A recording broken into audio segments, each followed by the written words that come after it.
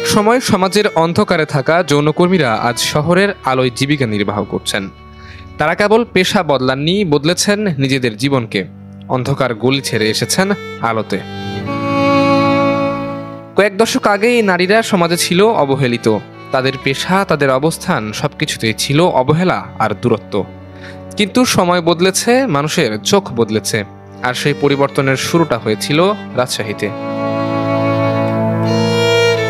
দেহ ব্যবসা বা পতিতালয় ছেড়ে তারা এসেছেন জীবিকা নির্বাহ করতে। তৎকালীন মেয়র মিজানুর রহমান মিনুর এক সাহসী সিদ্ধান্তে তারা পেয়েছিলেন রাজশাহী সিটি কর্পোরেশনে পরিচ্ছন্নতা কর্মীর চাকরি। আমি কলেজে পড়ার সময় দেখলাম তেঁতুল গাছতলায় সব বসে থাকতো।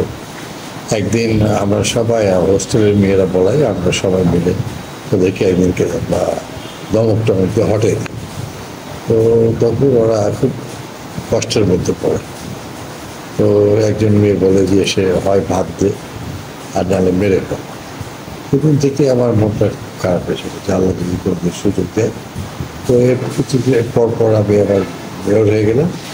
তখন ওদের কথা বলে, ওদেরকে বিভিন্ন ইসলামিক এনজিওর মাধ্যমে ওদেরকে এক জায়গায় করে বললাম যে যারা মুসলমান তারা ধর্মের মধ্যে, আর যারা হিন্দু তারা হিন্দু পণ্ডিতদের কাছে দিয়েছিলাম, মহিলা ওদেরকে সরল পথে এনে তাদেরকে এই সমস্ত অন্ধকার জগৎ থেকে ফিরে এসে নতুন করে জীবন শুরু করার জন্য এই শহর পরিষ্কার পরিচ্ছন্ন করার কাজে তাদেরকে আমরা নিয়োগ দিলাম এবং তারা পরিচ্ছন্ন কর্মী হিসেবে চিহ্নিত হলো।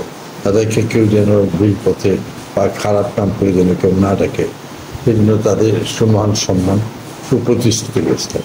সমস্ত প্রশংসা আল্লাহর রহমতে তারা কেউ আর সে পুরনো খারাপ অন্ধকার পথে ফিরে যায়। প্রথমে নিয়োগ পান 94 জন, এরপর যোগ হয় আরও 40 থেকে 45 জন। দীর্ঘ পথ পেরিয়ে আজ তারা শুধু পরিচ্ছন্নতার দায়িত্ব পালন করেন না, তারা গড়েছেন নিজস্ব সম্মান, নিজস্ব পরিচয়। আজ তারা সমাজের অবহেলিত নয়, সমাজে চলাফেরা করে জীবিকা নির্বাহ করেন তারা। অনেকে এখন ছেলে মেয়েদের স্কুলে পাঠান, বিয়েও দিয়েছেন নিজ সন্তানদেরকে।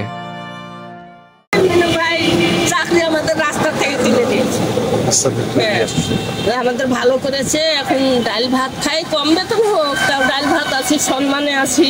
আমরা অসহায় ছিলাম, মিনু ভাই আমার চাকরি দিয়েছে, তুলে রাস্তা থেকে আমাদের তুলে নিয়েছে, চাকরি দিয়েছে, আল্লাহ দিলে আমরা ডাল ভাত খাই আমরা সুখেই আছি, সুখেই খাইছি, ভালোই আছি।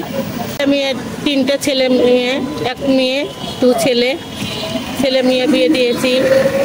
আমি ছেলে মেয়ের এই কর্ম করে নিয়ে ছেলে মেয়ে বিয়ে দিয়েছি, নাহলে আমার ছেলে মেয়ে হয়তো এরকম বিয়ে আমি শাদী দিতে পারতাম না। তারা আজ শুধু পরিচ্ছন্নতা কর্মী নন, তারা সমাজ বদলের এক প্রতীক। তারা প্রমাণ করেছেন একটি সুযোগ মানুষকে অন্ধকার থেকে আলোয় আনতে পারে, আর সেই আলোয় রাজশাহী আজ দক্ষিণ এশিয়ার সবচেয়ে পরিচ্ছন্ন শহর। স্যার, হ্যাঁ আমরা চাকরি করবো, আপনি যদি চাকরি দেন তাহলে আমরা মনে করেন ভালো পথে আসতে পারবো, ভালো আলো দেখতে পারবো, মানুষ আমাদেরকে সম্মান দিতে পারবে।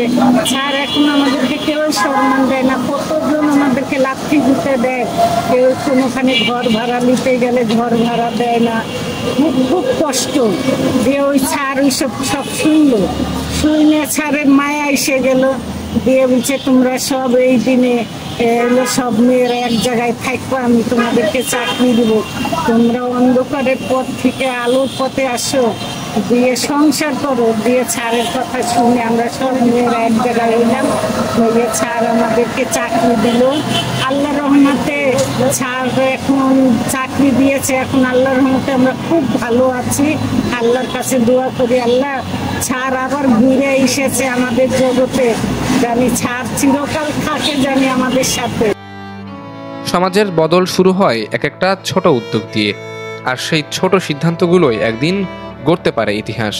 যেমনটা হয়েছে রাজশাহীতেই, যেখানে পরিচ্ছন্নতা মানেই সম্মান। তানভীরুল আলম তোহা, ধূমকেতু নিউজ, রাজশাহী।